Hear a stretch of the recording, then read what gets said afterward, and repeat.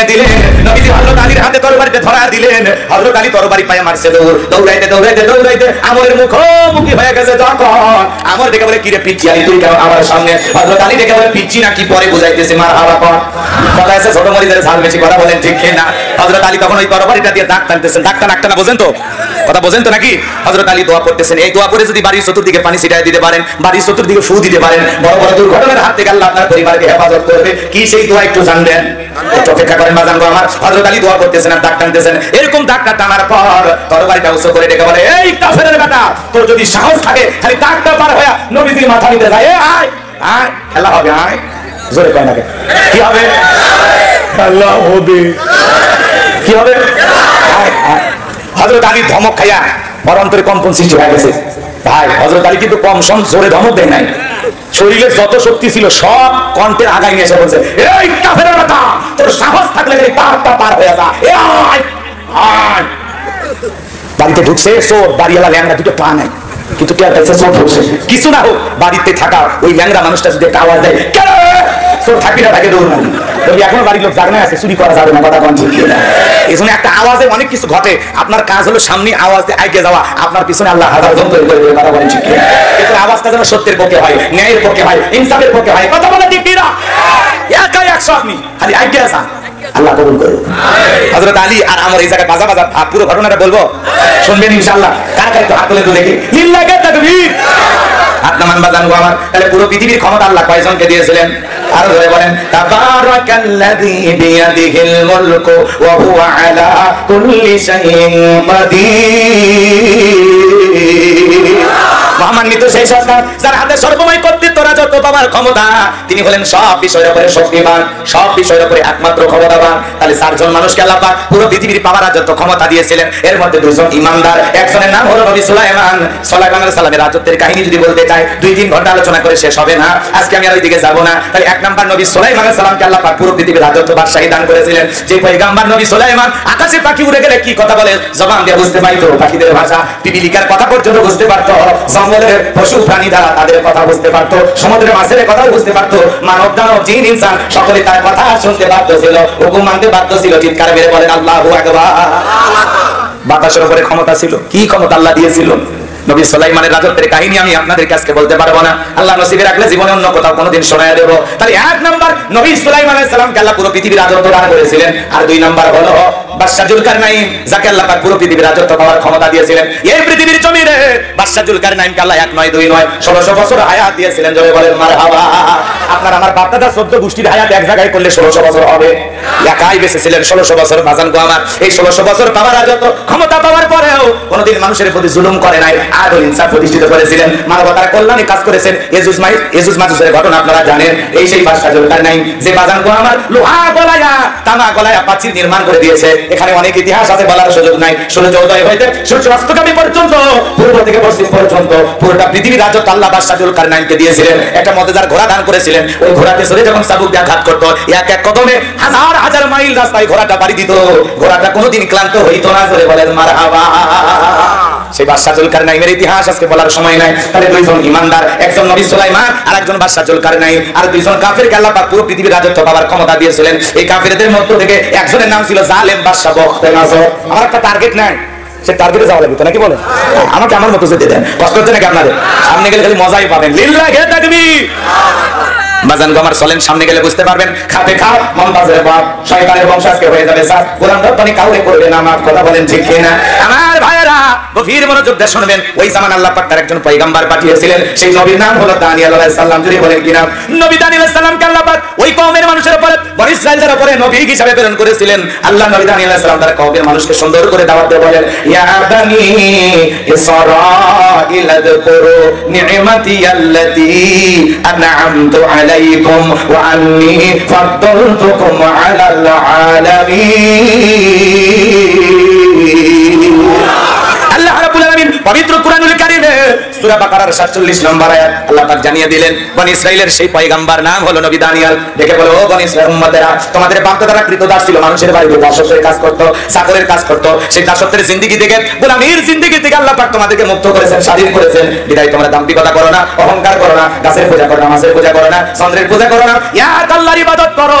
এখনো সময় আছে তোমরা পরিবর্তন হয়ে যাও। বনি ইসরাইল উম্মতেরা দেখে বলে ও পয়গম্বর, পুরান দিনের গল্প শোনা লাভ নাই, বাপ-দাদা কি করেছিল এটা আমরা জানতে চাই না, আমরা ভালো আছি। বিদায় আপনার দাওয়াত মানার সময় নাই। পয়গম্বরের দাওয়াত তারা প্রত্যাখ্যান করলেন। আল্লাহ নবী দানিয়েল আলাইহিস সালাম নাসরবান্দা, দিনেও দাওয়াত দেয়, রাতেও দাওয়াত দেয়, সকালে দাওয়াত দেয়, সন্ধ্যায় দাওয়াত দেয়। কোন মতে যখন কওমের মানুষ, জাতির মানুষ দাওয়াত গ্রহণ করলেন না, আল্লাহর নবী দানিয়েল আলাইহিস সালাম তখন থেকে বলে শোনো, কোন জাতির মানুষ যদি দাম্ভিকতা করে, অহংকার করে, খোঁটাতুরি হয়ে যায়, ওই জাতির মানুষের উপরে আল্লাহ দুই ধরনের আযাব আর গজব পাঠায়। এক নাম্বার হলো আসমান জমিনের গজব দিয়ে আল্লাহ ওদেরকে ধ্বংস করে দেয়, আর না হয়ে তাদের ভাগ্যে জালেম শাসক পাঠাইয়া দেয়। এই যে মুরব্বি চাচা বাড়ি যাবেন, একজন ওটা বসা করতেছেন, 12টা বাজতে দোয়া করে দিই নাকি? আগে বলছে ওটা বসা করি না, 12:30 বাজতে আপনি উঠতে যান, আমার আপত্তি নেই, কিন্তু আপনার ওয়াদা অনুযায়ী এখন আমি আধা ঘন্টা আপনার কাছে পাই। ওয়াদা ভঙ্গ করে এদিকে কিসের লক্ষণ? মুনাফিকের লক্ষণ। আপনি বোঝেন না, আপনি ওই তালিকায় নাম লেখাবেন কেন? ওইটা আমি নিয়ত করে বসছি, যদি আপনাদের মোটিভেটি ভালো দেখি। হ্যাঁ, মা বোনদের আলোচনা আছে, যুবকদের আলোচনা আছে না নাই? এটা তো কেবল লাইন মতো যাইতেছি, যেটা আমাদের দরকার। কথা বোঝা গেল? আমার ভাইয়েরা, এইবার আল্লাহ পাক ওই কওমের উপরে, ওই জাতির উপরে জালেম বাদশা বক্তে নাসরকে পাঠায়া দিল। মনে রাখবেন, জনগণ হবে যেমন, শাসকও হবে তেমন। বোঝে না খালি দোষ মানুষের দিয়া লাভ নাই, দোষ আমাদের আছে। সেই দোষটা বের করতেছি, সামনে গেলে বুঝতে পারবেন।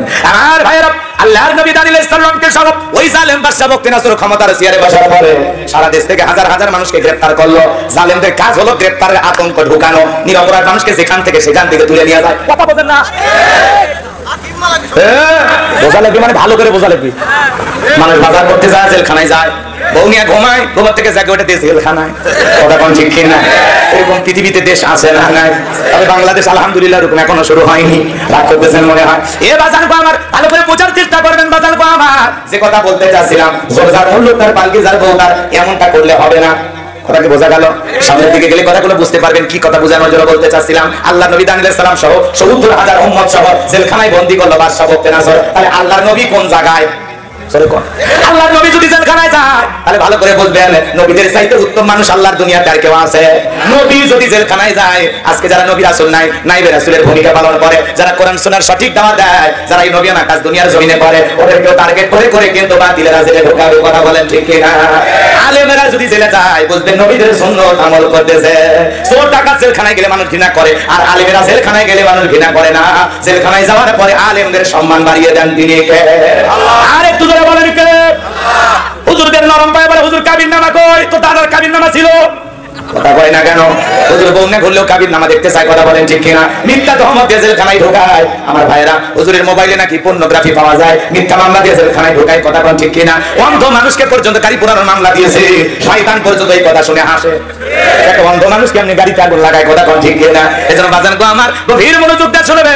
তাহলে বলেন তো বাজান, আলেমেরা যদি মাঝে মাঝে জেলখানায় যায়, নবীদের সুন্নাত পালন করার জন্য যায়, এই জমিনে হকের পক্ষে দাওয়াত দিবেন যতদিন, জুলুম আসবে ততদিন। দাওয়াত দিবেন, কেউ কিছু বলবে না। কথা কানা কা নরম দাওয়াত দিবেন, কেউ কিছু বলবে না। যখনই আপনি বলবেন এই জমিন যার, আইন চলবে তার, আল্লাহ লাহুল খলকু ওয়াল আম, সৃষ্টি যার, আইন চলবে ইনশাআল্লাহ। যখনই বলবেন আসে কোরআনের সহজ ব্যবস্থা কায়েম করি, জিহাদের কথা বলবেন, সুদের কথা বলবেন, ঘুষের কথা বলবেন, আল্লাহর পথে মানুষকে সঠিকভাবে দাওয়াত দিয়ে যখন আপনি নতুন একটা সমাজ কায়েম করার পরিকল্পনা করবেন, আপনাকে তখন টার্গেট করে ভিতরে ঢোকাবে। কথা বলেন ঠিক কি না? আমার ভাইয়েরা, তারপরে কি জবান বন্ধ করা সম্ভব? যারা বলেন সম্ভব। এই কণ্ঠকে স্তব্ধ করে দেওয়ার ক্ষমতা কারো নাই। এই কণ্ঠ থাকবে যতদিন, সুর উঠবে ততদিন, জাতির মানুষকে সেই সুরে আমরা ডাকবো ততদিন। এই বাঁশি ভাঙার ক্ষমতা কারো নাই। কথা বলে ঠিক না? আমার ভাইয়েরা, আল্লাহর নবী দানিয়েল আলাইহিস সালাম জেলখানায় উম্মতদেরকে ডেকে বলে কি ব্যাপার? কই গেল টাকার গরম, কই গেল সুন্দরী নারী, কই গেল তোমাদের অহংকার? পয়গম্বরের উম্মতদের কাঁদিয়ে বলে, নবী আপনার কথা যে দিবালোকের মতো সত্য হবে আমরা বুঝতে পারি নাই। আমরা আমাদের ভুল বুঝতে পেরেছি। আর গাছের পূজা করবো না, মাছের পূজা করবো না, চন্দ্রের পূজা করবো না, সূর্যের পূজা করবো না, এখন থেকে আল্লাহর ইবাদত করবো। আপনি যা বলবেন আমরা তাই শুনবো। উম্মতেরা যখন কাকুতি মিনতি সহকারে কান্না শুরু করে দিলেন, আল্লাহ নবী দানিয়েল দেখে বলে, শোনো, আমার কাছে কাঁদতে হবে না। সত্যি যদি তোমরা তওবা করে ফিরে আসতে চাও, তাহলে শোনো, আজকে রাত 12টার পরে আমি যখন আল্লাহ বলে ডাক দেবো, আমার সঙ্গে তোমরা সবাই ঘুম থেকে জাগ্রত হয়ে আল্লাহ বলে ডাক দিবা। আমরা না সব ঠিকই আছে। কথা বলা ভাই, মাঝে মাঝে স্বপ্নে দেখে আমি মারা গেছি, বউ বাচ্চা কান্নাকাটি করতেছে, ঘুমোর থেকে উঠে দেখি না বেঁচে আছি। কথা বলেন ঠিক কিনা? স্বপ্ন তো স্বপ্ন, স্বপ্ন কি আর সবসময় বাস্তব হয়? কথা বলেন ঠিক কিনা আমার ভাইরা? তার মানে কার মনে কত স্বপ্ন আছে সে নিজেও জানে না। এমন লোক দেখবেন ভাঙ্গা টিনের ঘরে ঘুম পারে, স্বপ্নে দেখে ব্যবসা বাণিজ্য করিয়া নাটোর শহরে 5 তলা বিল্ডিং বানাইছে। ঘুমের তালক চাকরানি চাকর বলতেছে এক কাপ চা দিয়ে যা, থাপ্পড় মারি দেখো সিরিয়াস কথা। কথা বলেন ঠিক কিনা? যুবকেরা কিন্তু স্বপ্ন দেখে। এই যুবকেরা দেখবেন পুরো ঘরের ভিতরে নায়িকাদের ছবি দিয়া পুরো ঘর ভরাই আছে, নায়িকাদের ছবি টাঙায় রাখে যুবকেরা বিয়ে আগে। আমার কানে একজন এসে বলতেছে হুজুর এলাকার অনেক যুবকের বয়স হয়ে গেছে কিন্তু মা বাবা বিয়ে দিতে চায় না। কি আফসোস দেখছেন? কথা কন নাকি আপনারা রাগ করছেন? এবার শুনে যান বাজান গো, ওই নায়িকার ছবি ঘুমানোর আগে একবার দেখা নফল মনে করে যে দেখাই লাগবে। ওই নায়িকার চেহারার দিকে তাকায় আর মনে মনে ভাবে এরকম বউ যদি আমি পাইতাম আমার কপাল খুলে যেত। ঘুমের ঘরে দেখো নায়িকার বুকের উপর কথা বলেন ঠিক কিনা? এখনকার যুব সমাজ নষ্ট হয়ে গেছে, সারা রাত মেসেঞ্জারে সেটিং করে, আল্লাহকে সিজদা দেয় না, ফজরের নামাজের সময় শয়তান এসে খুঁতে লেগে ওঠে না। কথা বুঝলি মনে হয়? সারা রাত ইউটিউব ইন্টারনেট ঘাটাঘাটি করে ইমো মেসেঞ্জারে ভিডিও দেখা বান্ধবীর সাথে কথা বলে ফজরের আজান হয় যখন ওই হাইব্রিড যুগে ঘুমাইতে যায় তখন নামাজে পড়ে না। এই মোবাইলের ওজন কম কিন্তু মোবাইলের মাধ্যমে পাপের ওজন কম নেমেছে। রাগ করতেছে? এই মোবাইল যুব সমাজকে ধ্বংস করলো। কথা বলে ঠিক কিনা? তুমি যার লাগিয়া এমবি ভরো তার তো বাটন ফোন, তুমি যার লাগিয়া এমবি ভরো তার তো বাটন ফোন। কেমন করে বুঝবে রে সে, কেমন করে বুঝবে রে সে ডিজিটাল তোর মন। তুমি যার লাগিয়া এমবি ভরো তার তো বাটন ফোন। বলবো যুবক বলবো তাকবীর বিল্লাহি তাকবীর। মেসেজ দিতেছেন করে না দেয় না তো রিপ্লাই, ভিডিও কলে বলবা কথা ক্যামেরা তার নাই রে, ক্যামেরা তার নাই। ডিজিটাল এই যুগ জামানায়, ডিজিটাল এই যুগ জামানায় এনালা তার মন। তুমি যার লাগিয়া এমবি ভরো তার তো বাটন ফোন। প্রীতি ভালোবাসা বিয়ের আগে নয়, মনের মধ্যে রাখো তুমি পরকালের ভয় রে, আল্লাহ তাআলার ভয়। গানের ভিতরে শিক্ষা আছে না? প্রীতি ভালোবাসা বিয়ের আগে নয়, মনের মধ্যে রাখো তুমি পরকালের ভয় রে, আল্লাহ তাআলার ভয়। তবে তুমি মুক্তি পাবা, তবে তুমি মুক্তি পাবা দোজখের আগুন। তুমি যার লাগিয়া এমবি ভরো তার তো বাটন ফোন। তাহলে যুবক বিয়ের আগে অবৈধ প্রেম ভালোবাসা করা যাবে? পিতা মাতা পছন্দ করে বিয়ে দেবে যেখানে বরকত আছে, মুরব্বিদের দোয়া আছে যেখানে কল্যাণ আছে। 20 বছর বয়স হয়নি বাড়ি দেখে বলা বাহ উত্তর বার লাকি আমি কথা দিয়েছি রাজি থাকলে 1 সাপোর্ট না হলে 2 সাপোর্ট। পিতা মাতা রাজি হয় না, এরা পালিয়ে যায় বিয়ের পরে 3 মাস পরে ভালোবাসা ভালো ভেঙে ফেলে যায়। এজন্য মনে রাখবেন প্রেম করে জীবনে কেউ সুখী হয় না। কথা বলে ঠিক কিনা? এজন্য বিয়ের আগে কোনো অবৈধ প্রেম ভালোবাসা করা যাবে না। পিতা মাতার পছন্দের মেয়েকে কারা কারা বিবাহ করবে হাত তুলে দেখা। চাচা হাত তুলছে, রিক্সা নিয়ে নাই বয়সে। যুবক যারা বিয়ে করে নাই মা বাবার পছন্দের মেয়েকে বিবাহ করে আল্লাহ কবুল করেন। জোরে বলেন আমিন। তাহলে বাজান গো আমার স্বপ্ন তো স্বপ্ন, কে কি স্বপ্ন দেখে জানে না। কথা বলে ঠিক না? যে স্বপ্ন দেখে সেই জানে কি স্বপ্ন দেখেছে। বাচ্চার স্বপ্নের কথা কি জনগণ বলতে পারে? এইবার বাচ্চা দেখে বলে কেন গতকাল রাত্রিতে কি স্বপ্ন দেখেছি এই কথা তোমাদেরকে বলতে হবে। তোমরা নাকি গায়েব জানো? জনগণ দেখে বলে বাচ্চা ওগুলো তো সব সিক্রেট। আচ্ছা বলেন তো বাজান দুনিয়ার কোনো মানুষ কি গায়েব জানে? আল্লাহ ছাড়া দুনিয়ার কেউ গায়েব জানে না। মাঝে মাঝে বাংলাদেশে কিছু ভণ্ডবীর বের হয় বলে আলিফ লাম মিম, এগুলোর অর্থ দুনিয়ার কোন আলেম না জানলে আমি ভণ্ডবীর জানি। এগুলো হলো হরফে মুকাদ্দার, এগুলোর অর্থ আল্লাহ ছাড়া কেউ জানে না। এগুলো কোরআনের হলো ভিআইপি পাসওয়ার্ড। আল্লাহ আকবার বলেন। এগুলোর অর্থ করার শক্তি পৃথিবীর কোন পণ্ডিতের দোকান রুমে নিয়ে যাবে, নিয়ে যাই এমন পিটান পিটাইবেন আর বলবে তোরে গাইবি মার দিলাম, কারো কাছে বলবি না বললে ধ্বংস হয়ে যাবে। ঠিক আছে? তাহলে কোন ভণ্ডবীরের কাছে যাবেন? কোন আত্মাকে কবিরাজের কাছে যাবেন? যাবেন। আল্লাহ যেন হেদায়েত দান করেন। বলেন আমি। তাহলে ভণ্ড পীর যেখানে এমন পীর দেখেন না গাঁজা খায় মুস্তারি লাল বানাইছে, প্রস্তাব করে মুখই খুঁজে পাওয়া যায় না। বাবার মাথার চুলে যায়, বাবার হাতে গাঁজার পর সালা পিঁধে থাকে, তবিল থাকে, সব দেখা যায়। তারপরে মানুষ সবকিছু জারিয়া করা বাবার চরণ ধর আয়না বসা ইয়াতে তোর কলবের ভিতর বাবারে এমন কায়দায় কলব ধাক্কা মারছে মানে কলব থেকে ভারত চলে গেছে।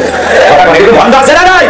ডুকি কবলা বাজাইয়া মাজারে এক জায়গায় হইয়া গাঁজা খায় আর গানের কলকিতে টান মারিয়া উল্টা পাল্টা গান গায়। পানির ভিতরে জ্বললে বাতি ঝড় বাতাসেও নেবে না, লেঙ্গা বাবার মুরিদ হইলে নামাজ রোজা লাগে না।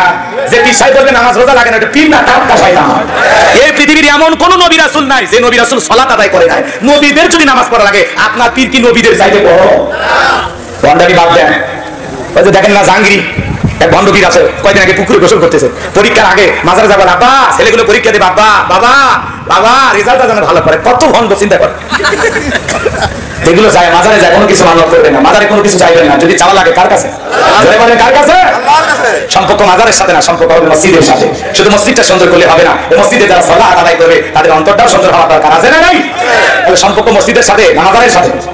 কথা কয় কথা কয়। আচ্ছা এগুলো বলে কি আমি আপনাদের রাগ ভাসাচ্ছি? কোনো কারণে কি আপনারা বিরক্ত হয়েছে? আরে ভণ্ড পীর যেখানে, হক্কানি আল্লাহওয়ালা যেখানে, আল্লাহ বলেন অকুনু মাস সাদিকিন, তোমরা সত্যবাদীদের সঙ্গী হও।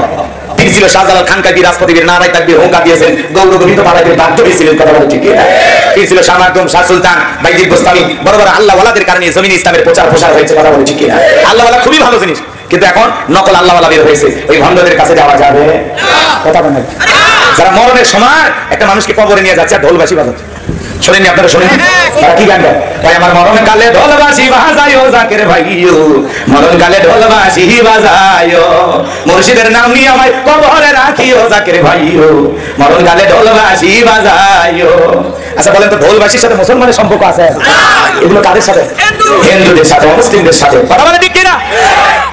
ওই ভণ্ড পীর যদি এই গানটা এইভাবে না গায়, এইভাবে গাইতো, আমার মরণ কালে কালেমা পড়িও জাকের ভাইও, মরণ কালে কোরআন পড়িও, আল্লাহ রাসূলের নাম নিয়ে কবরে রাখিও জাকের ভাইও, মরণ কালে কালেমা পড়িও, তাও হইতো। কিন্তু ভণ্ডরা ভণ্ডগি করেই গেল। আমরা ভণ্ডগিরির কাছে যাবো না। কোন জটালা দেখে 3 বছর গোসল করে না, দেখে বিরাট বড় আল্লাহর ওলি ভাববেন না। পাঠার শরীরের গন্ধ যেমন, আর শরীরের গন্ধ যেমন। আমার ভাইয়েরা লম্বা করার সুযোগ নাই, রাত্রি গভীর হয়ে যাবে, হালকা করে একটু টাচ দিয়ে গেলাম বাজান। তাহলে বাদশা রেগে বলে, কেন তোমরা নাকি গায়েব জানো? গায়েব আল্লাহ ছাড়া দুনিয়ার কেউ জানে না। ওরা বলে আমরা গায়েব জানলে কি হবে? আপনি গতকাল স্বপ্নে কি দেখেছেন আমরা জানি না। বাদশা রেগে বলে, শোনো 7 দিনের আলটিমেটাম দিলাম, এই 7 দিনের মধ্যে আমি স্বপ্নে কি দেখেছি সেই কথাও তোমাদেরকে বলতে হবে, স্বপ্নের ব্যাখ্যাও তোমাদেরকে বলতে হবে, না হলে 7 দিন পরে আমি তোমাদেরকে সবাইকে শুলিতে জড়াবো, ফাঁসি দিয়ে মারবো। জালেমেরা কিছু না পারলে দেয় হুমকি। আচ্ছা বলেন তো, জনগণের কোনো অপরাধ আছে? বাদশা স্বপ্ন দেখছে, স্বপ্ন বলতে পারে না, ব্যাখ্যাও বলা যায়নি, এখন মরলে বাদশা বলবে, জনগণের কোনো সমস্যা আছে? কিন্তু 7 দিনের সময় বেঁধে জনগণকে ছেড়ে দিল। এইবার জেলার জেলখানায় ঘুরতেছে, আল্লাহ নবী দানিয়েল দেখে বলে, ও জেলা দেখে মনে হয় টেনশনে আছো, ঘটনা কি? দেখে বলে, শোনেন বাদশা এমন একটা স্বপ্নের দেখেছে, সেই স্বপ্নের কথা বলতে যাবে, পরিশেষে বাদশা স্বপ্নের কথা ভুলে গেছে, আর জনগণ ব্যাখ্যাও দিতে পারে নাই। এই জন্য বাদশা ঘোষণা করেছে যে 7 দিনের মধ্যে তারা যদি স্বপ্ন কি দেখেছে সেটা বলতে হবে, স্বপ্নের ব্যাখ্যা বলতে হবে, না হলে বাদশা তাদেরকে ফাঁসি দিয়ে মারবে। এইবার আল্লাহ নবী দানিয়েল দেখে বলে, জেলা তোমার বাদশাকে যা খবর দাও, বাদশা স্বপ্নে যা দেখেছে সেই কথাও আমার জানা আছে, স্বপ্নের ব্যাখ্যাটা কি হবে দুইটাই আমার জানা আছে। এইবার জেলার দৌড়ে যা বলে, ও বাদশা আপনার টেনশনের ঔষধ পাওয়া গেছে, জেলখানে একটা আসামি আছে, সে আপনার স্বপ্নের কথাও জানে, স্বপ্নের ব্যাখ্যাও জানে। এই কথা শোনার পরে বাদশা ভক্তের আসরে ডেকে বলে, বাজান কই? বাজানকে আমার কাছে নিয়ে আসো। এইবার বাজান গো আমার আল্লাহর নবী দানিয়েল সালামের কাছে যাবো না, বলো আপনাকে বাদশা ডেকেছে, চলেন। আল্লাহ নবী দানিয়েল ডেকে বলে, শোনো আমার 70,000 লোককে গ্রেফতার করা হয়েছে, আমার একমাত্র শর্ত তাদেরকে জেলখানা থেকে ছেড়ে না দেওয়া পর্যন্ত আমি জেলখানা থেকে বের হবো না। জোরে বলেন মারহাবা। নেতৃত্ব কারে বলে, নেতাগিরি কারে বলে, নবীদের কাছ থেকে শেখা লাগবে, কথা বলে ঠিক কিনা? আপনি নেতার সাথে মিছিল করতে গেলেন নাটোর শহরে, নেতা বাইসিয়া খান ট্যাবলেট খান, ট্যাবলেট খান, ট্যাবলেট খান, যেখানে আমরা আছি সেখানে ট্যাবলেট খান পাবো, তোমরা কেন পড়ে কথা কেন? কেন নেতার সাথে মিছিল করতে যায় নেতা সহ পুলিশের লোক এসে আপনাদেরকে ধরে নিয়ে গেল, 105 জন মনে করেন নেতা সহ ধরে নিয়ে গেছে। নেতার কাছে তো জেলখানা শ্বশুর বাড়ির মতো, সকালে ঢোকে বিকালে বের হয়, নেতার পাওয়ার ক্ষমতার অভাব নাই। নেতা যদি সত্যিকারী নেতা হতো দেখে বলতো, শোনো আমার জামিনের ব্যবস্থা আগে করা লাগবে না, আমার এই 105 জন গরিব মানুষ যারা রিক্সা চালায়, ভ্যান চালায়, মানুষ কাজ করে, আমাকে মহব্বত করে আমার নামে মিছিল করার জন্য আমার ভালোবাসার টানে নাটোর শহরে চলে আসছে। এই আল্লাহ রাব্বুল আলামিন বলেন, আল্লাযী খালাকাল মাউতা ওয়াল হায়াতা, যিনি সৃষ্টি করেছেন মৃত্যু আর জীবন। এই পৃথিবীর যত ক্ষমতাধর হোক ডোনাল্ড ট্রাম্প, যতই ক্ষমতাধর হোক পুতিন, যতই ক্ষমতা হোক ভারতের দাদা, এরা কি মৃত ব্যক্তিকে জীবিত করার ক্ষমতা আছে? পারবে কোন নেতা? মৃতকে জীবিত করার ক্ষমতা পৃথিবীর কোন নেতার নাই, কথা বল। পৃথিবীর কোন নেতা আসমানে দিয়ে সমস্ত অস্ত্র ত্যাগ করে গুলি বর্ষণ করে আসমান থেকে কি এক ফোঁটা বৃষ্টি আনার ক্ষমতা আছে? এই মাটির নিচে সমস্ত অস্ত্র দিয়ে গুলি মারার পরে একটা আলু বের করার ক্ষমতা কোন নেতার আছে? তাহলে সকল ক্ষমতার মালিক কে? আল্লাহ তাআলা বলতেছেন, আল্লাযী খালাকাল মাউতা ওয়াল হায়াতা লিয়াবলুয়াকুম আইয়ুকুম আহসানু আমালা।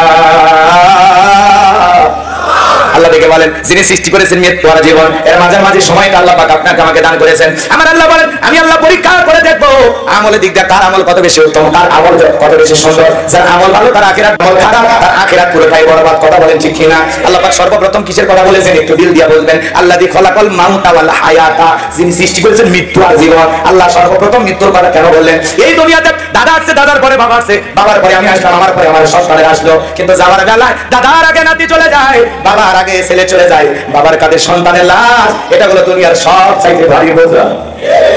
আজ সেই আবু সাইদের বাবা কান্না করে রং করে, আজ মুগ্ধের মা বাবা কান্নাকারি করে, সন্তানের লাশ বাবার কাঁধে এর চাইতে ভারী বোঝা দুনিয়ার কিছু হতে পারে না। কত বাবা সন্তান মারা গেলে বলে আল্লাহ আমারই কি চোখে দেখছিলাম না, কেন এই পাহাড় সমপরিমাণ ব্যথা আমাদের দিলা। আমার যুবক ছেলেটা মারা গেল, আল্লাহ তুমি কি পারতা না সেই মৃত্যুটা আমারে দিয়া আমার হায়াত আমার সন্তানের দিতা। আমার ভাইয়ের যে বাবা সন্তানকে হারায় সেই বাবা বোধে সন্তান হারানোর কত ব্যথা। এই দুনিয়ার জমিনে একটা সন্তান আসবে, 9 মাস আগে খবর পাওয়া যায় একটা সন্তান জন্মগ্রহণ করবে, কিন্তু একটা মানুষ বিদায় নেবে 9 সেকেন্ড আগেও জানা যায় না কার কখন কোথায় মৃত্যু হবে। কথা বলেন ঠিক কিনা? আল্লাহ রাব্বুল আলামিন বলেন কুল্লু নাফসিন যায়িকাতুল মাউত, প্রত্যেক প্রাণীকে মৃত্যুর স্বাদ গ্রহণ করার আগে এই পৃথিবীর সকল ধর্মের মানুষ বিশ্বাস করে জন্ম যেহেতু হয়েছে মৃত্যু একদিন হবে। বেঁচে আছে এটাই অস্বাভাবিক, মৃত্যু হবে এটাই স্বাভাবিক, এটাই চিরন্তন সত্য কথা। কোনো দাম্ভিকতা থাকবে না, ক্ষমতার জোর যৌবনের জোর চিরকাল থাকে না। এজন্য অহংকার করতে নাই বাজান। তাহলে মৃত্যুর স্বাদ সবাইকে গ্রহণ করা লাগবে। এই স্বাদ হলো দুই প্রকারের, মিষ্টি খাইলে মিঠা লাগে, নিম পাতা খাইলে তিতা লাগে।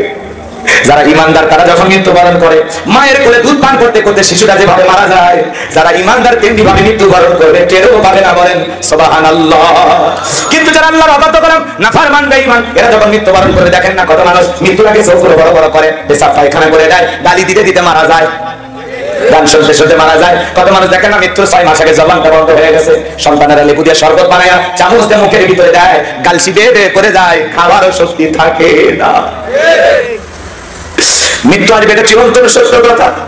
আমার ভাইয়েরা যারা বেঈমান তাদের মৃত্যু বড় কষ্ট, বড় যন্ত্রণার মৃত্যু হবে। বাজান গো আমার কি মনে করেছে যে 10 তলা বিল্ডিং এ থাকো, লিফট দিয়া উপরে ওঠো, মনে করেছো মালাকুল মউত লিফটের সুইচ জানে না যেটা মৃত্যুর সময় উপস্থিত হয়ে যাবে, ঘরের ঘরে তুমি মৃত্যুবরণ করবে। বাবারা কথা বলে ঠিক কিনা? এজন্য আল্লাহ রাব্বুল আলামিন বলেন আইনামা তাকুনু ইদরিকুমুল মাউত ওয়ালাউ কুনতুম ফি বুরুজিন মুশাইয়াদা। আল্লাহ আকবার বলেন সূরা নিসা 77 নম্বর আয়াত। আল্লাহ রাব্বুল আলামিন জানিয়ে দিলেন যেখানেই থাকো, যে অবস্থায় থাকো, মৃত্যু তোমাদেরকে ধরবে, মৃত্যু থেকে পালানোর কোনো রাস্তা খোলা নাই। তাহলে আমরা সবাই একদিন মৃত্যুর স্বাদ গ্রহণ করব, এটা সত্য না মিথ্যা? একটু দিল দিয়ে বোঝেন। অনেকে মৃত্যুর কথা শুনে ওঠা বসা করতেছেন, কেন ভয় লাগে? মৃত্যুর কথা শুনে ভয় লাগে? আমার এলাকার এক লোক বলে বা আমার যে মৃত্যুর ভয়, আমার অন্তরে সেই মৃত্যুর ভয়। আমি তখন বললাম চাচা মৃত্যুর এতই ভয় তো মসজিদে যান না? আমি তো মৃত্যুর ভয়ে মসজিদে যাই না। কেন? মসজিদে ঢুকতে যে খাটিয়া, লাশ বহনের খাটিয়া, এইটা দেখে আমার যে মৃত্যুর কথা এতবার মনে হয়, এই খাটিয়া দেখে মৃত্যুর ভয়, এই ভয়ে আমি মসজিদে ঢুকি না। আচ্ছা বলেন তো বাজার ও কি সত্যি মৃত্যুর ভয় করে? তাহলে কি মসজিদে ঢুকতো না? হ্যাঁ শোনেন শোনেন, এক লোক ট্রেনের ভিতরে কুত্তে নিয়ে বসে আছে, কি কি কথা কয় না, কুকুর কুকুর নিয়ে বসে আছে। তার একজন ট্রেনের বগিতে উঠছে, তখন যাই মিয়া আমার সালাম দিলা না, কথা কেন? যারা কথা মুখের উপর বলে যাই কথাই আমার সালাম দিলা না, তখন বলছে ভাই আপনি যেভাবে কুত্তে নিয়ে বসে আছেন আমি তো বুঝছি এটা খ্রিস্টান না ইহুদি না মুসলমান, কেন বুঝবো? কিন্তু বুঝলেনি যে আপনি মুসলমান। মুসলমান কোনদিন কুত্তে এভাবে কুলে নিয়ে পড়ে, কথা কেন? তখন বলতেছে কুত্তে আমি স্বাধীন নিয়ে ঘুরতেছি। হ্যাঁ তুমি মুসলমান, তুমি হাদিস শোনোনি? হুজুরা কি বলছো? যেই ঘরে পশু প্রাণীর ছবি থাকে সেই জায়গায় ফেরেশতা প্রবেশ করে না। আমি কুকুরকে স্বাধীনে করতেছি, এই কুত্তা যতক্ষণ আমার কাছে থাকবে ততক্ষণ আজরাইল আমার কাছে আসতে পারবে না। তখন এই মুসলমান বলতেছে ভাই ওয়াজ ঠিকই শুনছে কিন্তু বুঝতে উল্টাটা। বুঝছেন কি? উল্টাটা বলা হয়েছে যেখানে পশু প্রাণীর ছবি থাকবে সেখানে রহমতের ফেরেশতা প্রবেশ করবে না, কিন্তু মালাকুল মউত রহমত বন্ধন করে না। সিনেমা হলে যদি কেউ মারা যায় কি যায় না? পতিতালয়ে যদি কেউ মারা যায় যায় না? তার মানে এই জায়গা বোঝে না। নদীর বাকত মরবি না ব্রিজের উপর মরবি না 6 তালাত মরবি না উষ্টে খায় মরবি, মালাকুল মউত মৃত্যুর টাইম হওয়া মাত্রই উপস্থিত হয়ে যাবে। কথা বলেন ঠিক কিনা? আল্লাহ পাক বলেছেন মৃত্যুর সময় যখন উপস্থিত হয়ে যাবে কাউকে 1 সেকেন্ড অবকাশ দেওয়া হবে না। কথা বলেন ঠিক কিনা? কষ্ট হচ্ছে আপনাদের? আমার ভাইরা হৃদয়ের কান পেতে কথাগুলো শুনে যা। মৃত্যুর যন্ত্রণা কত কঠিন। আল্লাহ নবী ইদ্রিস আলাইহিস সালামকে জিজ্ঞাসা করা হয়েছে, ও আল্লাহ নবী ইদ্রিস আপনার কাছে মৃত্যুর যন্ত্রণা কেমন মনে হয়েছে? আল্লাহ নবী ইদ্রিস আলাইহিস সালাম দেখে বলেন জ্যান্ত ছাগলের গা থেকে চামড়া খসাইলে ছাগলের যেমন কষ্ট হয় তার সাথে মৃত্যুর যন্ত্রণা আমার কাছে বেশি কষ্টকর মনে হয়েছে। মৃত্যুর যন্ত্রণা কত কঠিন জানেন? আমার আপনার প্রিয় নবী ইন্তেকালের পূর্বে মুহূর্তে আমার আপনার নবী অসুস্থ, কিছুটা সময় সুস্থ হন আবার অসুস্থ হয়ে পড়ে যান। হযরতে ফাতেমা হযরতের চোখের পানি ছেড়ে দিয়ে কান্না করতেছে। ফাতেমার চোখের পানি আমার নবী সহ্য করতে পারে না, আবার ফাতেমার চোখের পানিও নবী সহ্য করতে পারেন না, যেমন নবীর চোখের পানিও ফাতেমা সহ্য করতে পারে না। একদিন আমার নবী ঘরের দরজা বন্ধ করে কান্না করতেছেন।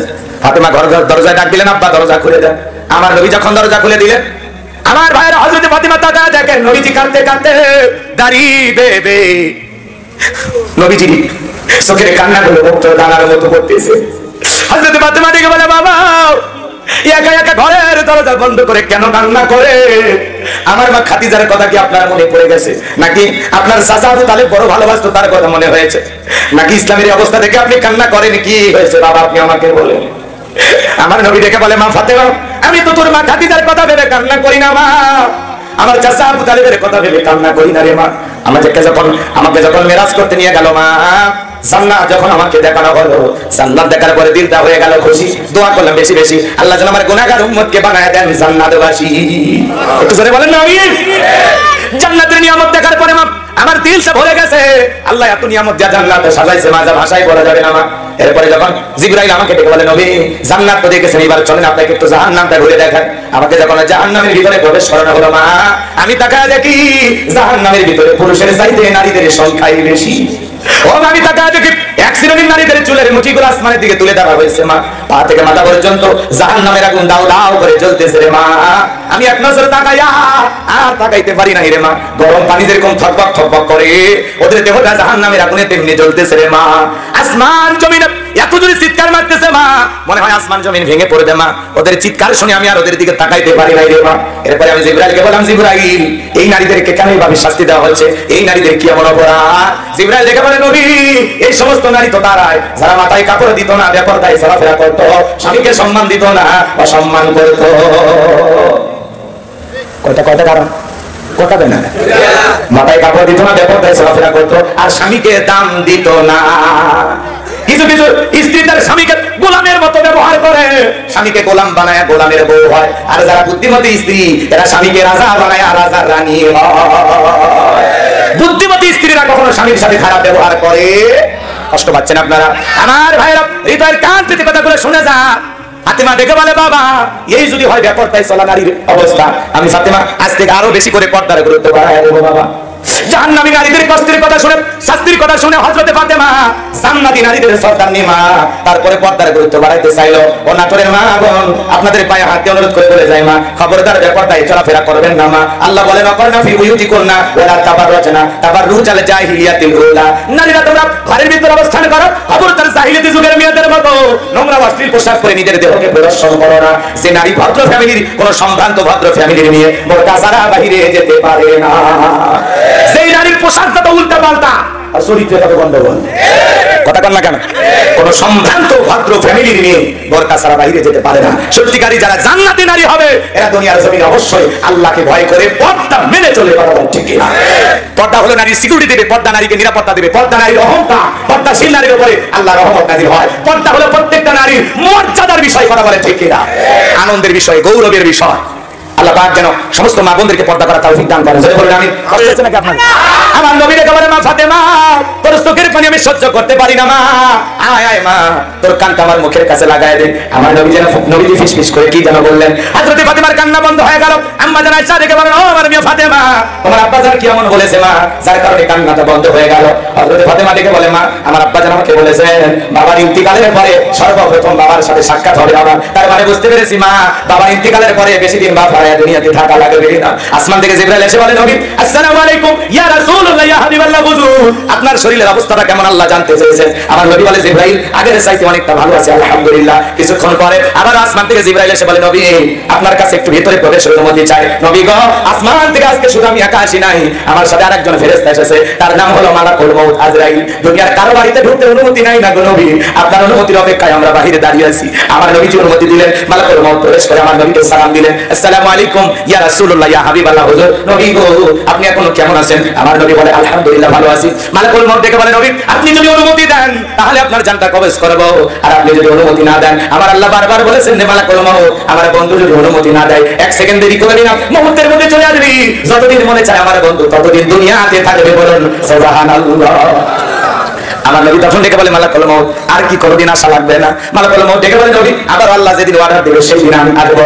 এদিকে জিবরাইল ডেকে বলে নবী আল্লাহ পাক আপনার দিদারের ইন্তজাম করতেছেন তো নবী। আমার নবী তখন মালাকুল মউতকে অনুমতি দিলেন। এইবার মালাকুল মউত বিশ্বনবীর রূহটা বের করার জন্য বুকের উপরে যখন হাত রেখে দিয়েছেন আমার নবী তখন চোখের পানি ছেড়ে দিয়ে কাঁদে আর ডেকে বলে মালাকুল মউত রে এ আজরাইল আমি নবী সহ্য করতে পারি না রে, তাড়াতাড়ি আমার বুকের উপর থেকে হাতটা নামায়া দাও। নবী অজরে চোখের পানি ছেড়ে দিয়ে কাঁদে আর দেখে বলে, হে মালাকুল মউত, আমার বুকের উপর থেকে হাতটা নামায় নাও। সঙ্গে সঙ্গে মালাকুল মউত হাতটা নামায় নিলেন। আমার নবী দেখে বলে, মালাকুল মউত, এই যদি হয় মৃত্যুর যন্ত্রণা, আমার উম্মতেরা তো সহ্য করতে পারবে না। মৃত্যুর আগে উম্মতের কথা বলে না। কেমন নবী পাইছি বলেন, আল্লাহু আকবার। আমার নবী দেখে বলে, মালাকুল মউত, এই যদি হয় মৃত্যুর যন্ত্রণা, আমার উম্মতেরা সহ্য করতে পারবে না। আমার ভাইরা, মালাকুল মউত যখন দেখে বলে, নবী বিশ্বাস করেন তো নবী, আমার আল্লাহ বারবার বলেছেন, হে আজরাইল, আমি জীবনে কোনোদিন কোনো কিছু বলি নাই, আজকে আমার বন্ধুর জানটা বের করার সময় বেয়াদবি করবি না রে, আমার বন্ধুর প্রতি ইহসান করবি। বিশ্বাস করেন তো নবী, দুনিয়ার সব চাইতে কম কষ্ট দিয়া আপনার রূহটা বের করার আমি চেষ্টা করতেছি। আমার নবী দেখে বলে, মালাকুল মউত, এই যদি ভাই দুনিয়ার সব চাইতে কম কষ্ট, বেশি কষ্ট না জানি আর কত ভয়ঙ্কর হতে পারে। আমার কথা দিয়ে মালাকুল মউত আমার উম্মতকে কষ্ট দিবি না। মালাকুল মউত দেখে বলে, নবী, আপনার উম্মতের মধ্যে যারা আপনার আদর্শ মেনে চলবে, কোরআন সুন্নাহ দিয়ে জীবনটা সাজাবে গো নবী, কথা দিলাম গো নবী, ও নবী কথা দিলাম, তাদের জানটা বের করার সময় আমি তাদের প্রতি ইহসান করব, কম কষ্ট দিয়ে তাদের জানটা বের করার চেষ্টা করব। আমার নবী তখন দেখে বলে, হে মালাকুল মউত, ঠিক আছে যাও, আবার অনুমতি দিলাম। এইবার দ্বিতীয়বার যখন নবীজি রূহটা বের করার জন্য বুকের উপরে হাত রেখে দিয়েছেন, আমার নবী আবারও কাঁদে আর দেখে বলে, হে মালাকুল মউত, সহ্য করতে পারি না রে, তাড়াতাড়ি বুকের উপর থেকে হাত নামায় নাও। আমার কাছে মনে হয় পাহাড় আমার বুকের উপরে চেপে ধরা হয়েছে। নবীর কাছে যদি মৃত্যুর যন্ত্রণা আমার কঠিন মনে হয়, ও না তোর বাবাজিরা, আপনার আমার মৃত্যুর যন্ত্রণা কত কঠিন হতে পারে বাজার। এ যুবক, আমোদ প্রমোদে ব্যস্ত হয়ে আছো, দুনিয়া কিন্তু চিরকাল থাকার জায়গা না। নবী রাসূল বিদায় নিয়েছে, তোমাকে আমাকে বিদায় নিতে হবে। নবীর রূহটা বের হয়ে যাবে, তারপরে বলে আসসালাত আসসালাত, ও আমার উম্মতেরা নামাজ নামাজ নামাজ। আজকে সেই নামাজ পড়তে আমাদের যত অলসতা, মসজিদটা বানাইছেন কি সুন্দর, ওই জায়গায় যা একটু সুন্দর আমল করার দরকার আছে না? আমার ভাইয়েরা, এ যুবকেরা দল, তোমরা যদি 7 দিনের সফরে কক্সবাজার যাও, তোমার একটা ব্যাগ থাকে, ওই ব্যাগের ভিতরে কি থাকে? প্রয়োজনীয় কাপড় থাকে, প্রেমিকার ডায়েরি থাকে, মোবাইল চার্জার থাকে। 7 দিনের সফরের জন্য আপনার আমার ছোটখাটো একটা ব্যাগ থাকে কিনা? জোরে বলে। সফর মাত্র 7 দিন, তার জন্য যদি একটা ব্যাগ লাগে বাজার, আপনি আমি পরকাল নামের সফরে যাব। এখন যদি মৃত্যু হয়, বলেন তো বাজান, মৃত্যু আসার আগে আমাদের একটা আমলের প্রস্তুতি গ্রহণ করা দরকার আছে না? এজন্য আল্লাহ বলেন, লিয়াবলুয়াকুম আইয়ুকুম আহসানু আমালা, আমি আল্লাহ পরীক্ষা করে দেখব আমলের দিক দিয়ে কার আমল কত বেশি সুন্দর। আমলের একটা ব্যাগ রেডি করেন, দেখেন তো যুবক, হে যুবক, একটু দেখো তো এই ব্যাগের ভিতরে নামাজ আছে কিনা, রোজা আছে কিনা, হজ আছে কিনা, যাকাত আছে কিনা, পিতামাতার খেদমত করেছে কিনা, সন্তানদের হক আদায় করেছে কিনা, পাড়া প্রতিবেশীর সাথে ভালো ব্যবহার করেছে কিনা, আল্লাহর জমিনে যেভাবে আল্লাহ তাআলা চলতে বলেছেন সেভাবে চলেছেন কিনা। মৃত্যু আসার আগে 2টা মিনিট বালিশে মাথা রেখে একটু চিন্তা করেন, আল্লাহর কাছে হিসাব দেওয়ার আগে, আসামির কাঠ পড়ায় দাঁড়ানোর আগে, মালিক ইয়াউমিদ দিন শেষ বিচার দিবস কায়েম হওয়ার আগে নিজের জীবনের হিসাব দুনিয়াতে একটু করার দরকার আছে না? এই দুনিয়া চিরকাল থাকার জায়গা না। বাল তুসিরুনাল হায়াতাদ দুনিয়া ওয়াল আখিরাতু খায়রুন ওয়া আবকা। তোমরা দুনিয়ার জীবনকে প্রাধান্য দিচ্ছ, অথচ দুনিয়ার জিন্দেগি হলো ক্ষণস্থায়ী, আখিরাতের জিন্দেগি হলো চিরস্থায়ী। সেই জীবনের শুরু আছে শেষ নাই, সেই জিন্দেগির জন্য নেক আমল করে কবরে যাওয়ার দরকার আছে না? নাই। কারা কারা নেক আমল করে 5 ওয়াক্ত সালাত আদায় করে জীবনটা সাজাবেন? দুইটা হাত তুলে মালিককে দেখা। আল্লাহ আমাদের সবাইকে 5 ওয়াক্ত সালাত মসজিদে গিয়ে জামাতের সেই আদায় করার তৌফিক দান করুন। জোরে বলেন আমিন। আর একটু জোরে বলেন আমিন। নেক আমল করবেন তো ইনশাআল্লাহ। আল্লাহ রাসূল বলেছেন, ইন্নামাল কুবুরু রাউযাতুম মিন রিয়াদিল জান্নাহ আও হুফরাতুম মিন হুফারিন নার। রাহুল তিরমিজি। বিশ্বনবী বলেন, যে ব্যক্তির আমল ভালো, মৃত্যুর সঙ্গে সঙ্গে আল্লাহ পাক তার কবরটাকে জান্নাতের বাগান বানায় দিবেন। বলুন সুবহানাল্লাহ। আর যে ব্যক্তির আমল খারাপ, আও হুফরাতুম মিন হুফারিন নার, তার কবরটা হবে জাহান্নামের আগুনের গর্ত। কথা বলে ঠিক কিনা? এজন্য ভাইরা আমার, নেক আমল করতে হবে। দুনিয়ার আমল প্রমোতে আপনি আমি ব্যস্ত হয়ে গেছি। কথা বলে ঠিক কিনা? রাগ করতেছেন আপনারা? রাগ করতেছেন?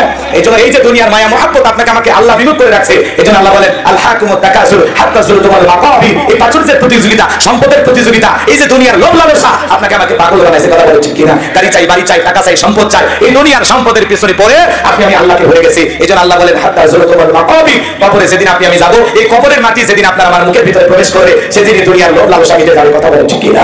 আল্লাহ রাসূল বলেছেন, বনি আদমকে যদি 1 মাঠ ভর্তি স্বর্ণ দেওয়া হয়, এরপর তালাকে তালা বলা লাগবে, ন্যায়কে ন্যায় বলতে হবে, অন্যায়কে অন্যায় বলতে হবে, সব তালগোল তাকালে হবে না। কথা বলে না? আমার ভাইরা একটু মনোযোগ দেন, সামনে গেলে মজা পাবেন, একটু অপেক্ষা করেন বাজান গো আমার। আমার নবী ডেকে বলে, ওসমান তোমার বাড়ি থেকে তরবারি আছে? হযরত ওসমান ডেকে বলে, নবী আমার বাড়িতে একটা তরবারি 27 ইঞ্চি লম্বা। এখন তো তরবারি থাকলে বলবে জঙ্গি। কথা বলেন ঠিক কিনা? হযরত ওসমান তরবারি এনে দিলেন, নবীজি হযরত আলীর হাতে তরবারিটা ধরা দিলেন। হযরত আলী তরবারি পায়ে মারছে দৌড়, দৌড়াইতে দৌড়াইতে দৌড়াইতে আমরের মুখোমুখি হয়ে গেছে। তখন আমর ডেকে বলে, কিরে পিচ্চি আলী, তুই কেন আমার সামনে? হযরত আলী ডেকে বলে, পিচ্চি না কি পরে বুঝাইতেছে, মার হাওয়া কর। কথা আছে ছোট মরিদের ঝাল বেশি। কথা বলেন ঠিক কিনা? হযরত আলী তখন ওই তরবারিটা দিয়ে দাগ টানতেছেন। দাগ টানা বোঝেন তো? কথা বোঝেন তো নাকি? হযরত আলী দোয়া করতেছেন, এই দোয়া করে যদি বাড়ির চতুর্দিকে পানি ছিটায় দিতে পারেন, বাড়ির চতুর্দিকে ফু দিতে পারেন, বড় বড় দুর্ঘটনার হাত থেকে আল্লাহ আপনার পরিবারকে হেফাজত করবে। কি সেই দোয়া একটু জানবেন? একটু অপেক্ষা করেন বাজান গো আমার। হযরত আলী দোয়া করতেছেন আর দাগ টানতেছেন। এরকম দাগটা টানার পর তরবারিটা উঁচু করে ডেকে বলে, এই কাফেরের বেটা, তোর যদি সাহস থাকে খালি দাগটা পার হয়ে নবীজির মাথা নিতে যায়, এ আয় আয়, খেলা হবে, আয়। জোরে কয় না কে? কি হবে? আল্লাহ হবে, কি হবে? হযরত আলী ধমক খাইয়া বড় অন্তরে কম্পন সৃষ্টি হয়ে গেছে।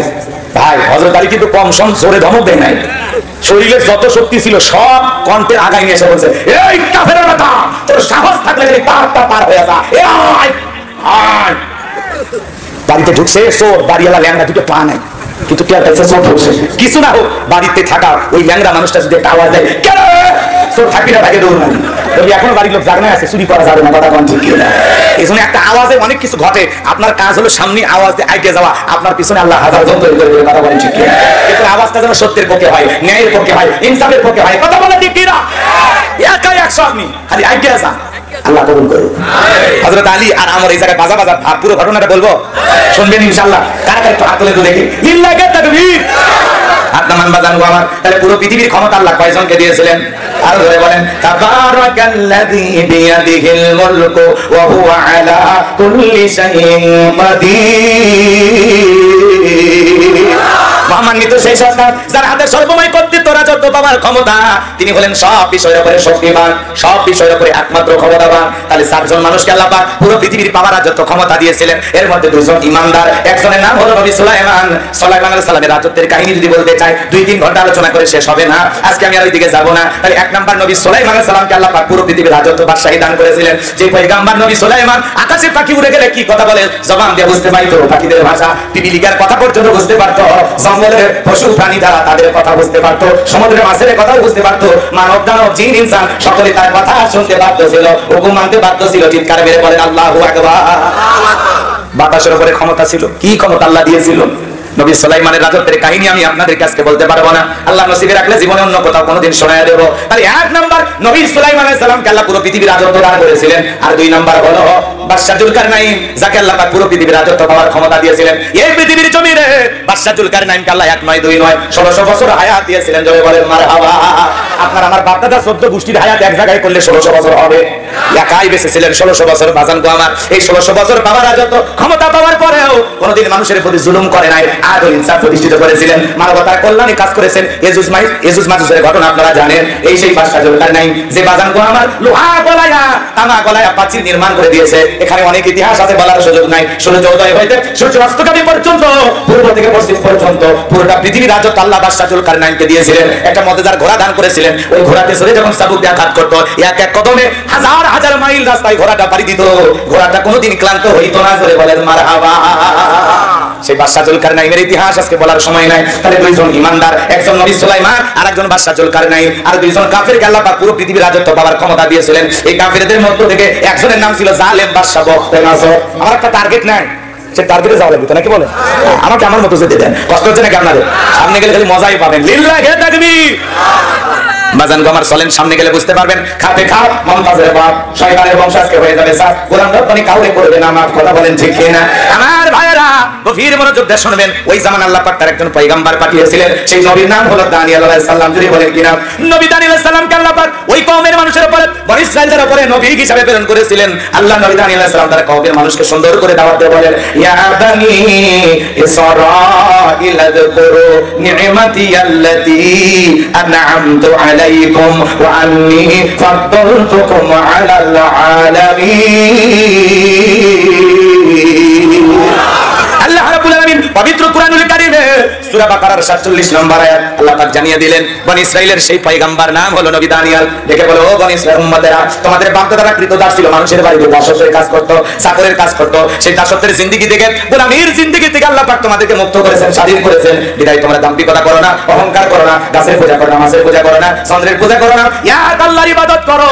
এখনো সময় আছে, তোমরা পরিবর্তন হয়ে যাও। বনি ইসরাইল উম্মতেরা দেখে বলে, ও পয়গম্বর, পুরান দিনের গল্প শোনা লাভ নাই, বাপ-দাদা কি করেছিল এটা পরিস্থিতি আমরা জানতে চাই না, আমরা ভালো আছি। বিধায় আপনার দাওয়াত মানার সময় নাই। পয়গম্বরের দাওয়াত তারা প্রত্যাখ্যান করলেন। আল্লাহ নবী দানিয়েল আলাইহিস সালাম নাফরমানদা, দিনেও দাওয়াত দেয়, রাতেও দাওয়াত দেয়, সকালে দাওয়াত দেয়, সন্ধ্যায় দাওয়াত দেয়। কোন মতে যখন কওমের মানুষ, জাতির মানুষ দাওয়াত গ্রহণ করলেন না, আল্লাহ নবী দানিয়েল আলাইহিস সালাম তখন থেকে বলে, শোনো, কোন জাতির মানুষ যদি দাম্ভিকতা করে, অহংকার করে, খোদাত্রয়ী হয়ে যায়, ওই জাতির মানুষের উপরে আল্লাহ দুই ধরনের আযাব আর গজব পাঠায়। এক নাম্বার হলো আসমান জমিনের গজব দিয়ে আল্লাহ ওদেরকে ধ্বংস করে দেয়, আর না হয়ে তাদের ভাগ্যে জালেম শাসক পাঠাইয়া দেয়। এই যে মুরব্বী চাচা, বাড়ি যাবেন? একজন ওটা বসা করতেছেন, 12টা বাজে দোয়া করে দিন নাকি? আগে বলছে ওটা বসা করি না, 12:30 বাজে আপনি উঠতে যান, আমার আপত্তি নেই, কিন্তু আপনার ওয়াদা অনুযায়ী এখন আমি আধা ঘন্টা আপনার কাছে পাই। ওয়াদা ভঙ্গ করে এই যে কিসের লক্ষণ? মুনাফিকের লক্ষণ। আপনি বোঝেন না? আপনি ওই তালিকায় নাম লেখাবেন কেন? ওইটা আমি নিয়োগ করে বসছি, যদি আপনাদের মতিগতি ভালো দেখি। হ্যাঁ, মা বোনদের আলোচনা আছে, যুবকদের আলোচনা আছে না নাই? এটা তো কেবল লাইন মতো যাইতেছি, যেটা আমাদের দরকার। কথা বোঝা গেল? আমার ভাইয়েরা, এইবার আল্লাহ পাক ওই কওমের উপরে, ওই জাতির উপরে জালেম বাদশা বক্তে নাসরকে পাঠায়া দিল। মনে রাখবেন, জনগণ হবে যেমন, শাসকও হবে তেমন। বোঝে না? খালি দোষ মানুষের দিয়া লাভ নাই, দোষ আমাদেরও আছে। সেই দোষটা বের করতেছি, সামনে গেলে বুঝতে পারবেন। আমার ভাইয়েরা, আল্লাহর নবী দানিয়েল আলাইহিস সালামকে সব ওই জালেম বাদশা বক্তে নাসর ক্ষমতার চেয়ারে বসার পরে সারা দেশ থেকে হাজার হাজার মানুষকে গ্রেফতার করলো। জালেমদের কাজ হলো গ্রেফতারের আতঙ্ক ঢুকানো, নিরপরাধ মানুষকে সেখান থেকে তুলে নিয়ে যায়। কথা বলেন না? বোঝা লাগবে মানে ভালো করে বোঝা লাগবে। মানুষ বাজার করতে যায়, জেলখানায় যায়, বউ নিয়ে ঘুমায়, ঘুমার থেকে জাগে ওঠে জেলখানায়। কথা কোন ঠিক কিনা?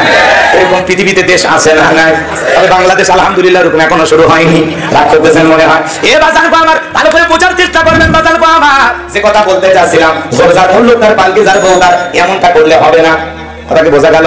সামনের দিকে গেলে কথাগুলো বুঝতে পারবেন কি কথা বোঝানোর জন্য বলতে চাচ্ছিলাম। আল্লাহ নবী দানিয়েল আলাইহিস সালাম সহ ৭০,০০০ উম্মত সহ জেলখানায় বন্দী করলো বাদশা বক্তে নাসর। তাহলে আল্লাহর নবী কোন জায়গায়? আল্লাহর নবী যদি জেলখানায় যায়, তাহলে ভালো করে বুঝবেন, নবীদের চাইতে উত্তম মানুষ আল্লাহর দুনিয়াতে আর কেউ আছে? নবী যদি জেলখানায় যায়, আজকে যারা নবী রাসূল নাই, নাইবে রাসূলের ভূমিকা পালন করে, যারা কোরআন সুন্নাহর সঠিক দাওয়াত দেয়, যারা এই নবী আনা কাজ দুনিয়ার জমিনে করে, ওদেরকে টার্গেট করে করে কিন্তু বাতিলেরা জেলে ঢোকাবে। কথা বলেন ঠিক কি না? আলেমেরা যদি জেলে যায়, বুঝবেন নবীদের সুন্নাত আমল করতেছে। চোর ডাকাত জেলখানায় গেলে মানুষ ঘৃণা করে, আর আলেমেরা জেলখানায় গেলে মানুষ ঘৃণা করে না। জেলখানায় যাওয়ার পরে আলেমদের সম্মান বাড়িয়ে দেন তিনি কে? আল্লাহ। আর একটু জোরে বলেন কে? আল্লাহ। হুজুরদের নরম পায় বলে, হুজুর কাবির নামা কই? তোর দাদার কাবির নামা ছিল। কথা কয় না কেন? হুজুর বউ না ঘুরলেও কাবির নামা দেখতে চায়। কথা বলেন ঠিক কিনা? মিথ্যা তহমত দিয়ে জেলখানায় ঢোকায়। আমার ভাইরা, হুজুরের মোবাইলে নাকি পর্নোগ্রাফি পাওয়া যায়, মিথ্যা মামলা দিয়ে জেলখানায় ঢোকায়। কথা বলেন ঠিক কিনা?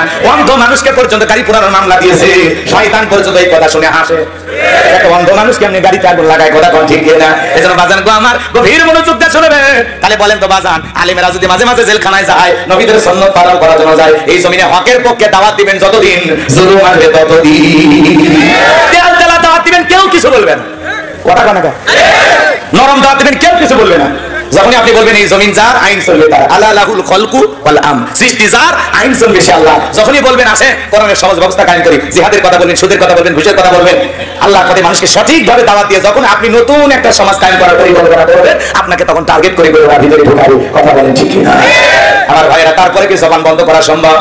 জোরে বলেন সম্ভব। এই কণ্ঠকে স্তব্ধ করে দেওয়ার ক্ষমতা কারো নাই। এই কণ্ঠ থাকলে যতদিন, সুর উঠবে ততদিন, জাতির মানুষকে সেই সুরে আমরা ডাকবো ততদিন। এই বাঁশি ভাঙার ক্ষমতা কারো নাই। কথা বলে ঠিক কিনা? আমার ভাইরা, আল্লাহর নবী দানিয়েল আলাইহিস সালাম জেলখানায় উম্মতদেরকে ডেকে বলে, কি ব্যাপার? কই গেল টাকার গরম? কই গেল সুন্দরী নারী? কই গেল তোমাদের অহংকার? পয়গম্বরের উম্মতদের কাঁদিয়ে বলে, নবী, আপনার কথা যে দিবালোকের মতো সত্য হবে আমরা বুঝতে পারি নাই।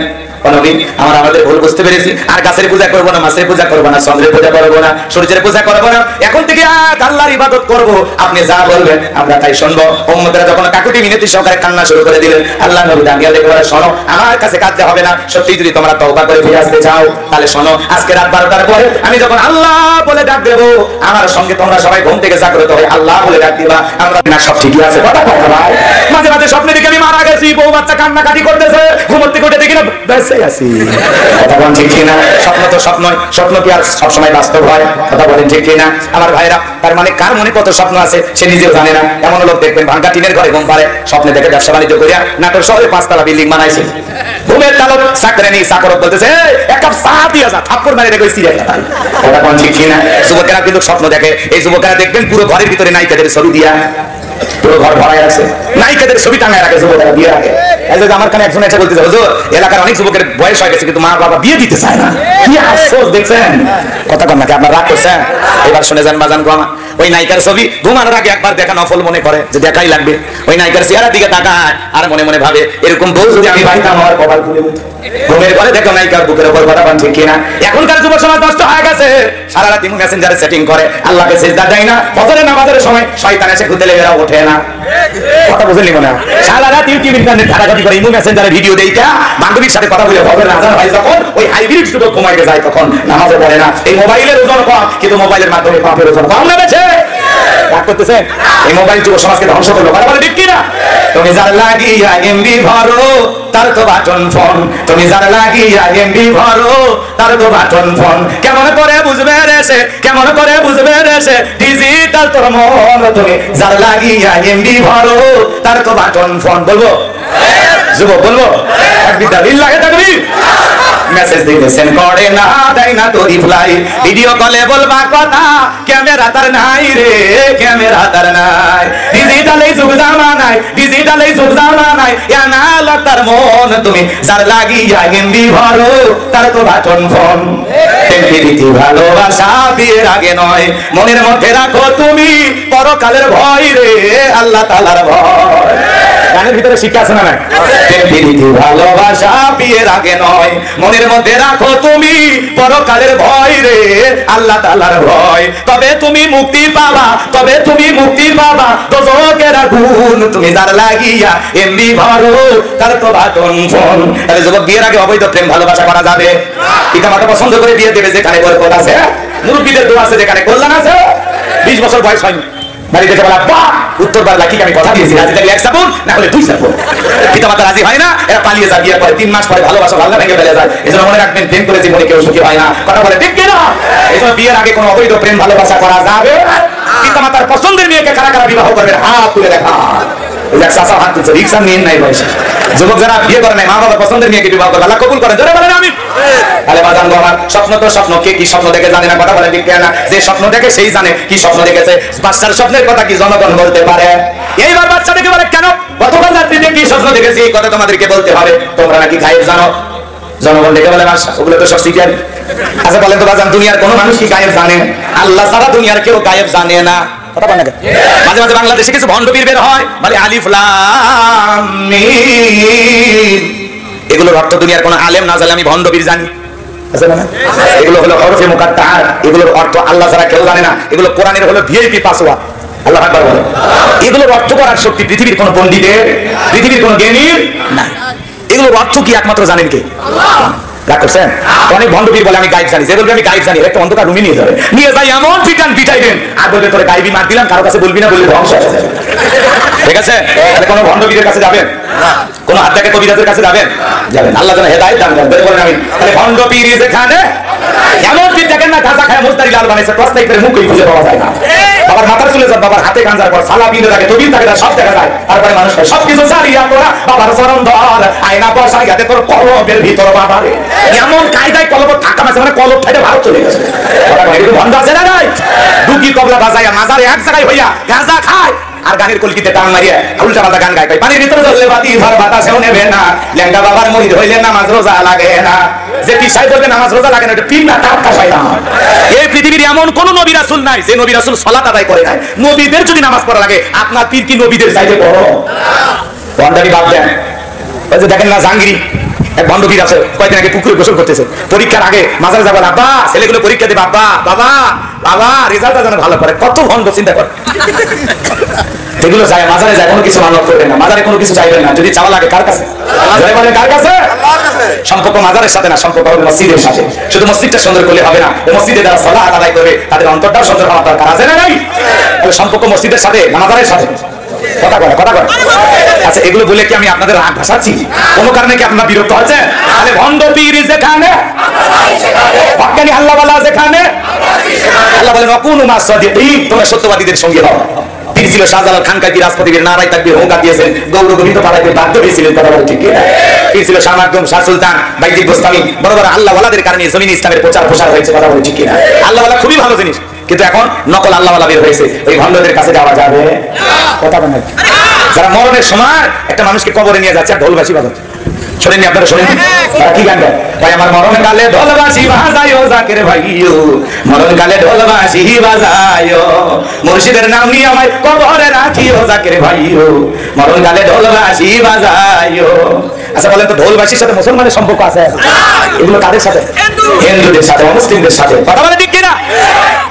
ওই ভণ্ড পীর যদি এই গানটা এইভাবে না গায়, এইভাবে গাইতো, আমার মরণ কালে কালেমা পড়িও জাকের ভাইও, মরণ কালে কোরআন পড়িও, আল্লাহ রাসূলের নাম নিয়ে কবরে রাখিও জাকের ভাইও, মরণ কালে কালেমা পড়িও, তাও হইতো। কিন্তু ভণ্ডরা ভণ্ডগি করেই গেল। আমরা ভণ্ডগির কাছে যাবো না। কোন জটালা দেখে 3 বছর গোসল করে না, দেখে বিয়ের পর আল্লাহর ওলি ভাববেন না। পাঠার শরীরের বন্ধু যেমন, ওর শরীরের বন্ধু যেমন। আমার ভাইয়েরা, লম্বা করার সুযোগ নাই, রাত্রি গভীর হয়ে যাবে, হালকা করে একটু টাচ দিয়ে গেলাম বাজান। তাহলে বাদশা রেখে বলে, কেন তোমরা নাকি গায়েব জানো? গায়েব আল্লাহ ছাড়া দুনিয়ার কেউ জানে না। ওরা বলে আমরা গায়েব জানলে কি হবে? আপনি গতকাল স্বপ্নে কি দেখেছেন আমরা জানি না। বাদশা রেখে বলে, শোনো, 7 দিনের আলটিমেটাম দিলাম, এই 7 দিনের মধ্যে আমি স্বপ্নে কি দেখেছি সেই কথাও তোমাদেরকে বলতে হবে, স্বপ্নের ব্যাখ্যাও তোমাদেরকে বলতে